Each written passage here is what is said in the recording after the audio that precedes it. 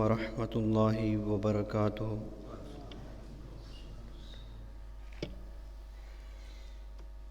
ان الحمد للہ نحمده ونستعینه ونستغفره ونعوذ باللہ من شرور انفسنا ومن سیئات اعمالنا، من يهده الله فلا مضل له ومن يضلله فلا هادي له، وأشهد أن لا إله إلا الله وحده لا شريك له، وأشهد أن محمدًا عبده ورسوله، يا أيها الذين آمنوا اتقوا الله حق تقاته ولا تموتن إلا وأنتم مسلمون، يا أيها الناس اتقوا ربكم الذي خلقكم من نفس واحدة وخلق منها زوجها وبث منهما رجالا كثيرا ونساء، واتقوا الله الذي تساءلون به والأرحام، إن الله كان عليكم رقيبا، يا أيها الذين آمنوا اتقوا الله وقولوا قولا سديدا يصلح لكم أعمالكم ويغفر لكم ذنوبكم، ومن يطع الله ورسوله فقد فاز فوزا عظيما، اللهم صل على محمد وعلى آل محمد كما صليت على إبراهيم وعلى آل إبراهيم إنك حميد مجيد، اللهم بارك على محمد وعلى آل محمد كما باركت على إبراهيم وعلى آل إبراهيم إنك حميد مجيد، رب زدني علما رب زدني علما رب زدني علما، رب اشرح لي صدري ويسر لي أمري واحلل عقدة من لساني يفقهوا قولي، أما بعد فإن خير الحديث كتاب الله، وخير الهدي هدي محمد صلى الله عليه وسلم، وشر الأمور محدثاتها، وكل محدثة بدعة، وكل بدعة ضلالة، وكل ضلالة في النار۔ محترم سامعین ذی وقار، 5 فروری پاکستانیوں اور کشمیری لوگوں کے لیے انتہائی اہمیت کا حامل دن ہے، جس کو اظہار یکجہتی کے طور پر منایا جاتا ہے، جو تقریباً 1990 سے اس کا آغاز کیا گیا۔ کشمیر ایک ایسا علاقہ اور ریاست ہے کہ دنیا بھر میں جہاں کہیں ظلم ہو رہا ہے، شاید اس خطہ سے بڑھ کر اور کہیں ظلم و ستم نہ ڈھایا جا رہا ہو۔ تقریباً 1 سال سے زیادہ عرصہ ہو چکا کہ کشمیر کے اندر لاک ڈاؤن کیا ہوا ہے، خورد و نوش، آمد و رفت، تعلیم و تعلم، ان کی تمام ضروریات زندگی کو معطل کر کے رکھ دیا گیا ہے، اور ان احوال کے اندر پوری دنیا پر اگر دیکھا جائے ان کے لیے شاید ہی ان کے حقوق میں بولنے والا ہو۔ ایک طرف کسی بھی چھوٹے سے چھوٹے جانور پر کوئی ظلم ہو جائے،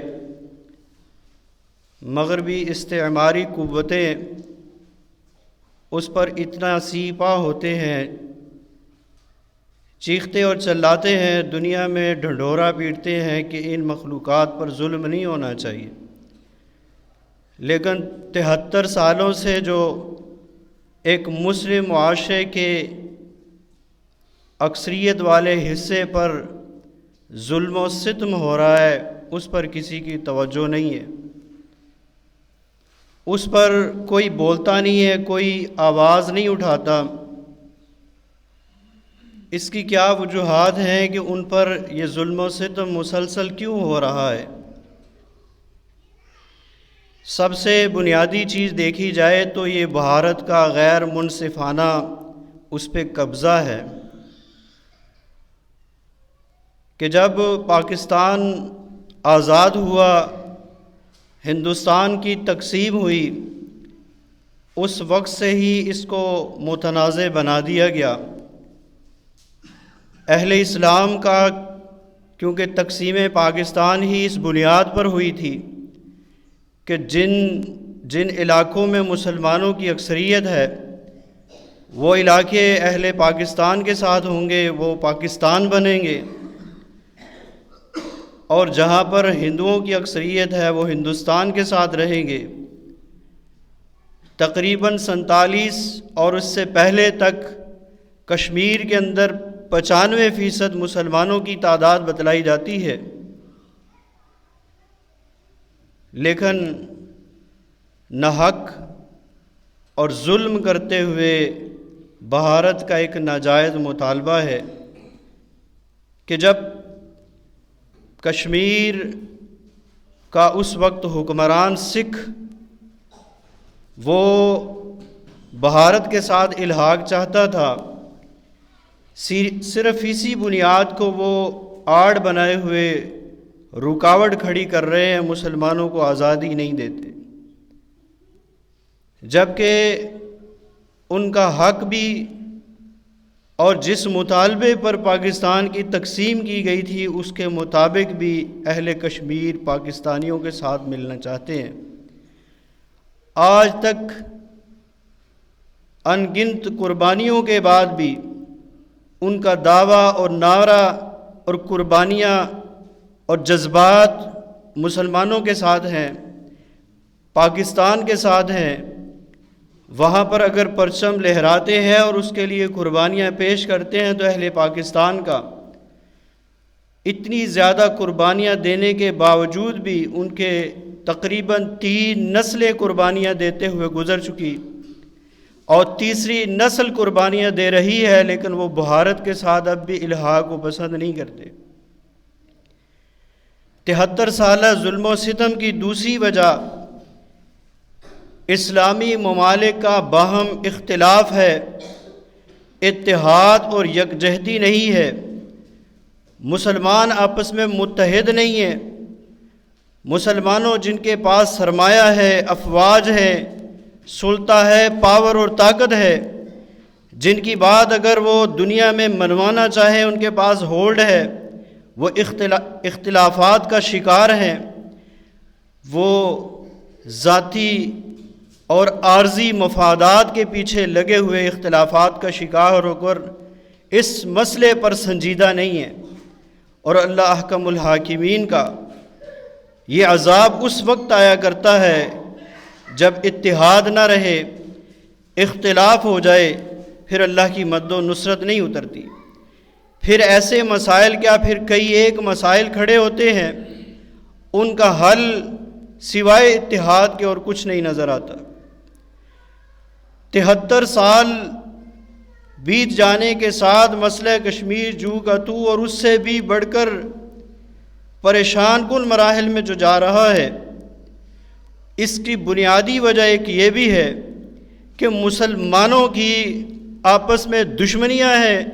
اور غیر مسلموں کے ساتھ دوستیاں لگانے پر تلے ہوئے ہیں، ان کے پیچھے بھاگتے ہیں، ذاتی مفادات اور دنیاوی جاہ و حشمت کے پیچھے بھاگتے ہوئے وہ ملت واحدہ بننے کا ثبوت پیش نہیں کر رہے، اختلاف اور انتشار کا وہ شکار ہیں، اور آپس میں عدم اتحاد کی وجہ سے دن بدن وہ ظلم کی چکی میں پستے جا رہے ہیں۔ یہ وقت ہے کہ مومن اللہ اور اس کے رسول پر ایمان لانے والے آپس میں متحد ہوں، اپنے نفع نقصان کو سامنے رکھیں اور اتحاد سے اس مسئلے پر سنجیدہ ہو کر اپنی قربانیاں اور اپنے جذبات کو پیش کریں۔ 73 سال بیت جانے کے ساتھ مسئلہ کشمیر کے حل قریب نہ ہونے کی وجہ ایک یہ بھی ہے کہ اقوام متحدہ کی لاپرواہی، دوسری جنگ عظیم کے بعد دنیا کے بڑے بڑے ممالک نے ایک تنظیم کھڑی کی جس کو اقوام متحدہ سے یاد کرتے ہیں، جس کا مقصد ماٹو یہ بیان کیا گیا کہ کسی مظلوم پر ہم ظلم نہیں ہونے دیں گے اور بلا وجہ سرمایہ دارانہ نظاموں کے تحت جنگوں کو روکیں گے اور ظالم کا ہاتھ پکڑیں گے اور مظلوموں کا ساتھ دیں گے۔ یہ دعوے اور نعرے تھے، اور اگر یہ ادارہ غیر جانبدارانہ کام کرتا، کسی ملک کا وہ پریشر نہ لیتا اور کسی کی ماتحتی قبول نہ کرتا تو یقیناً اس ادارے کا فائدہ ہونا تھا، لیکن ہے کیا کہ جو موجودہ دنیا میں جس کا سلطہ اور ہولڈ ہے، جس کی جاگیرانہ طور پر پاور چلتی ہے، انہی کے ماتحت ہو کر انہی کے فیصلے سناتے ہیں۔ یہی وجہ ہے فلسطین ہو یا کشمیر یا مسلمانوں کا کوئی بھی مسئلہ ہو، اس ادارے نے کبھی بھی حل کرنے کی طرف نہیں لے کر گئے، کیونکہ ان میں اکثریت غیر مسلموں کی ہے اور وہ متحد ہیں اہل اسلام کے خلاف، اور ان سے کبھی بھی یہ توقع کرنا عبث اور بیکار ہے کہ وہ مسلمانوں کا کوئی مسئلہ حل کریں گے۔ تو کشمیر کے مسئلے میں اتنی تاخیر ہونے کا ایک میجر سبب اہل پاکستان کو نااہل قیادت ملنا بھی ہے کہ ان کو جب سے پاکستان کا اللہ تعالیٰ نے یہ فضل و رحمت سے وجود نوازا، ان کو آزادی دی، تب سے کوئی ایسا لیڈر، ایسا سربراہ نہیں ملا جو سنجیدہ ہو کر اہل کشمیر کے حق میں صحیح کھل کر بات کر سکتا ہو۔ لیڈر کی مثال ایک ڈرائیور کی طرح ہے اور باقی بیٹھی ہوئی سواریاں اس کے ماتحت ہوتی ہیں۔ وہ ڈرائیور اس گاڑی کا جس طرف بھی رخ کر دے، باقی سواریاں اس کے پیچھے جانے پر مجبور ہوتی ہیں۔ اسی طرح اگر صحیح معنوں میں کوئی قائد اور لیڈر ملے تو پھر ہی قومیں ترقی کرتی ہیں اور آزادیاں حاصل کرتی ہیں، پھر ہی سرخرو ہوتی ہے اور نمایاں ہوتی ہے، پھر ہی کما حق وہ اپنے حقوق کو حاصل کر سکتی ہے۔ اور بڑے افسوس کی بات کہ بہت وقت بیتنے کے بعد ہر آنے والے نے اپنی سیاست کو چمکایا، کشمیر ایشو کو شاید ہی سنجیدگی سے لیا ہو۔ موجودہ حکومت نے کچھ دیر پہلے اس میں کچھ سنجیدگی کا اظہار کیا اور کچھ جس دورے پر بھی باہر گئے بڑے مسئلہ کشمیر پر بولے، لیکن اللہ تعالیٰ ان کو توفیق دے کہ یہ حق ادا کریں بولنے کا، اللہ تعالیٰ ان کو توفیق دے کہ اس میں یہ سنجیدہ ہوں، اللہ تعالیٰ ان کو توفیق دے کہ یہ دکھلانے کے لیے دوسروں کے لیے ایسے نعرے بازی نہ کریں، اپنے کوئی اور مقاصد کے لیے یہ کچھ نہ کریں،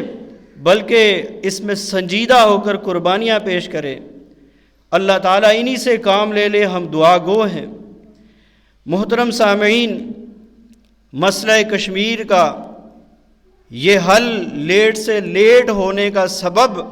مجموعی طور پر امت مسلمہ کا ترک جہاد بھی ہے۔ کچھ لوگوں نے قربانیاں دی جس قدر ان کو اللہ نے توفیق دی، لیکن ایک طرف اتنا بڑا ملک ہو، دوسری طرف چند ایک نوجوانوں کی یا چند ایک تنظیموں کی قربانیوں سے انقلاب کی توقع رکھنا، یہ مجموعی فریضہ تھا پوری امت مسلمہ کا، کیونکہ جب جہاد کو چھوڑا جاتا ہے پھر ذلت مسلط ہوتی ہے، پھر انقلاب نہیں آتا، آزادیاں نہیں ملتی، امن چھن جاتے ہیں، پھر لوگ کامیابی اور سرخروئی کی طرف نہیں جاتے، پھر ناکام و نامراد ہوتے ہیں۔ اگر آپ تاریخ اسلام کا مطالعہ کریں تو محمد بن قاسم رحمہ اللہ نے جب ہندوستان پہ چڑھائی کی تھی اور طارق بن زیاد اور موسیٰ بن نصیر نے اندلس پہ حملے کیے تھے تو اس کے رد عمل کے طور پر اللہ تعالیٰ نے فتوحات سے بھی نوازا تھا، اور ان کو امن اور آشتی سے کئی زمانوں تک کے لیے اللہ تعالیٰ نے امن و آشتی دے دی تھی۔ ان کا قربانیاں دینا اللہ کے لیے تھا، ان قربانیوں کے صلے میں ان علاقوں میں اللہ تعالیٰ نے اپنے فضل و رحمت کی بہاریں برسا دی تھی۔ لیکن آج قربانیاں اس طرح نہیں ہیں، نتیجتاً ترک جہاد کی وجہ سے ذلت مسلط ہے۔ نبی علیہ السلام کی حدیث آج اس منظر کشی کر رہی ہے۔ آپ علیہ السلام نے فرمایا تھا، اذا تبایعتم بالعینہ، جب تم بیع عینہ کرو گے، وَأَخَذْتُمْ أَذْنَابَ الْبَقَرِ، اور جانوروں کی دموں کو تھام لیں گے، کیونکہ اس زمانے کی کھیتی باڑی کا سارا دار و مدار جانوروں پر تھا، اور کھیتی باڑی کے لیے جانوروں سے کام لیا جاتا تھا۔ وَرَضِيتُمْ بِالزَّرْعِ، اور کھیتی باڑی سے تم راضی اور خوش ہو جاؤ گے، نتیجے میں کیا ہوگا کہ وَتَرَكْتُمُ الْجِهَادَ، اور تم جہاد کو چھوڑ بیٹھو گے۔ سلط اللہ علیکم ذلہ، اللہ تعالیٰ تم پر ذلت کو مسلط کر دے۔ اب اس سے نکلنے کا حل آپ نے ایک ہی بیان فرمایا، لا ينزعوه حتى ترجعوا الى دینکم، اللہ حکم الحاکمین اس ذلت سے تمہیں نجات نہیں دیں گے جب تک تم دین کی طرف لوٹ نہیں آتے۔ اور اہل محدثین، اہل علم کا کہنا ہے یہاں دین سے مراد جہاد ہے، کہ جب تک تم دین یعنی جہاد کی طرف نہیں لوٹو گے تب تک اللہ تعالیٰ اس ذلت کو تم سے دور نہیں کرے گا۔ اب جو موجودہ صورتحال ہے، اسی منظر کو رسول اللہ صلی اللہ علیہ وسلم کی ایک دوسری حدیث یوں بیان فرماتی ہے۔ آپ علیہ السلام نے فرمایا، یوشک الامم ان تداع علیکم کما تداع الاکلۃ الی کسعتها، بہت وقت قریب ہے کہ تم پر قومیں ٹوٹ پڑیں گی جیسے بھوکے لوگ کھانوں پر ٹوٹ پڑتے ہیں۔ صحابی تعجب سے پوچھتا ہے، وَمِن قِلَّةٍ نَحْنُ يَوْمَئِذٍ، کیا ہماری اس وقت تعداد اتنی ہی کم ہوگی؟ آپ علیہ السلام نے فرمایا، نہیں، انتم کثیر، تم بہت زیادہ ہوگے، لیکن ہوگا کہ اللہ تعالیٰ تمہارے دشمنوں کے دلوں سے تمہارے خوف کو نکال دے گا اور تمہارے دلوں کے اندر وہن کی بیماری ڈال دے گا۔ صحابی پوچھتا ہے کہ وہن کیا چیز ہے؟ آپ علیہ السلام فرماتے ہیں کہ تم موت سے نفرت کرو گے اور دنیا کی زندگی سے محبت کرو گے، یہ وہن کی بیماری ہے۔ آج معاشرے میں دیکھ لیں، کتنا بھی بڑے سے بڑا عالم ہو، تہجد گزار ہو، دیندار ہو، لیکن موت سے گھبراتا ہے، شہادت سے بھاگتا ہے، قربانی دینے سے اس کا جی نہیں چاہتا، اور زندگی ساری اس نے دین کو چھوڑ کر پسے پشت ڈال کر عام لوگوں کی صورتحال یہ ہے کہ انہوں نے اس ظاہری زندگی کو ہی سب کچھ سمجھ لیا۔ وہ سمجھتے ہیں کہ بس یہی زندگی ہے جو ہم گزار رہے ہیں، فکر آخرت پر وہ ایمان نہیں، وہ اعتقاد نہیں، وہ سوچ نہیں، وہ سمجھتے ہیں کہ بس یہی زمانہ ہے، یہی وقت ہے، یہی بیت کر ہم جائیں گے۔ جبکہ قربانیوں کے جذبات اور ایمان کی حرارت کا تقاضا یہ بتلاتا ہے، جب فکر آخرت ہو، آخرت بھی ایمان پختہ ہو، یہ یقین ہو کہ میں نے اللہ کے سامنے کھڑا ہو کر اپنی ساری زندگی کا حساب دینا ہے، تب انسان قربانیاں دینے سے نہیں بھاگتا، پھر دنیا سے محبت نہیں کرتا، پھر اس کی فکر اور منہج ہر کام میں اللہ کی رضا اور اللہ کا ڈر اور خوشنودی ہوتی ہے۔ آج ہم انفرادی طور پر اور جن حالات سے ہم گزر رہے ہیں، ہم ان کے لیے کیا کر سکتے ہیں، اس حوالے سے ہمیں سوچنا چاہیے۔ سب سے بنیادی بات ہمیں تمام مسلمانوں کے لیے، وہ اہل کشمیر ہو، اہل فلسطین ہو،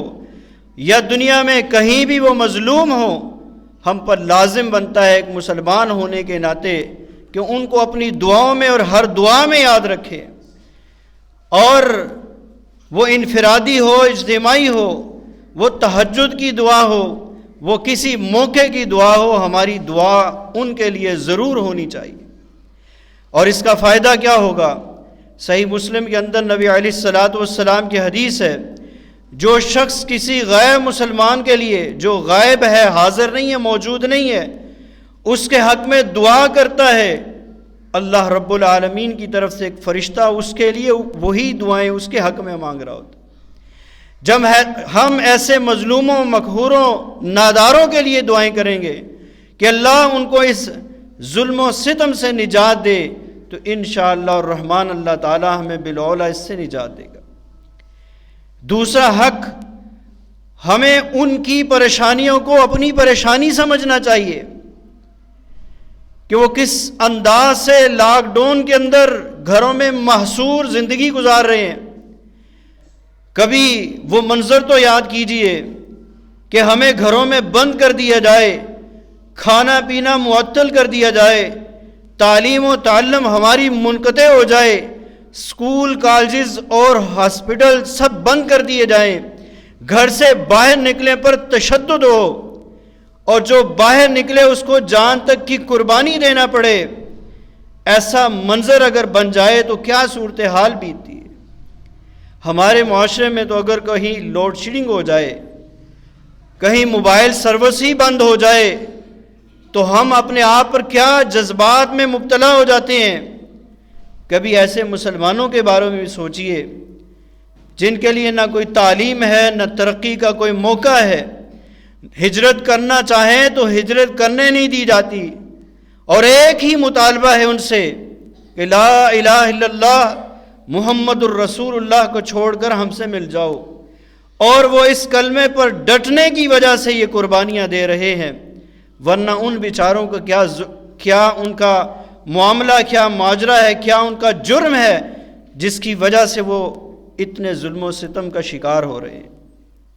تو ہمیں ان کے غموں کو اپنا غم سمجھ کر، ایک مومن ہوتا ہی وہ ہے کہ جس کے اندر یہ احساس ہو، وہ غافل نہ ہو۔ نبی علیہ السلام نے فرمایا کہ ان المؤمن للمؤمن کالبنیان، مومن کے لیے ایک دیوار کی مانند ہوتا ہے، یعض بعضها بعضا،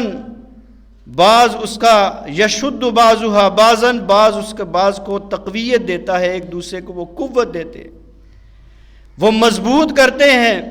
یہ مومن کی تعریف اور فطرت میں چیز ہونی چاہیے۔ وَشَبَّكَ أَصَابِعَهُ، آپ علیہ السلام نے دونوں ہاتھوں کی انگلیوں کو آپس میں داخل کر کے مثال دیتے ہوئے سمجھایا کہ مسلمان آپس میں ایسے ایک دوسرے سے جڑ کر ہر محاذ پر کھڑے ہونے والے ہوتے ہیں۔ ہمیں بھی چاہیے کہ ان کی ہر پریشانی کو اپنی پریشانی سمجھتے ہوئے جس قدر اللہ تعالیٰ نے ہمیں توفیق دی ہے اس قدر ان کا ساتھ دیں، ان کی حمایت کریں، جس انداز سے بھی ان کی مدد کر سکتے ہیں ان کی مدد کریں، کیونکہ اللہ احکم الحاکمین کا یہ وعدہ ہے کہ من نفس عن مؤمن قربۃ من قرب الدنیا، کوئی شخص کسی مسلمان سے کوئی دنیاوی مصیبت کو ہٹاتا ہے، اللہ احکم الحاکمین قیامت والا دن اس کو قیامت کی مصیبتوں سے نجات دیں گے۔ اگر اپنی اخروی زندگی کو بنانا چاہتے ہیں، جتنا اللہ تعالیٰ نے آپ کو توفیق اور جسم و جان میں طاقت اور آپ کو استطاعت دی ہے، اس کو خرچ کر کے ان کے درد کو اپنا درد سمجھتے ان کے معاون بنیں، مددگار بنیں، پھر اللہ احکم الحاکمین کی مددیں اتریں گی، نصرت اترے گی۔ اور کشمیری بھائیوں کے لیے ہر لحاظ سے مدد کرنے کا عزم کریں۔ جس موقع پر جس مناسبت سے جیسے بھی ان کی آپ مدد کرنے کی طاقت رکھیں۔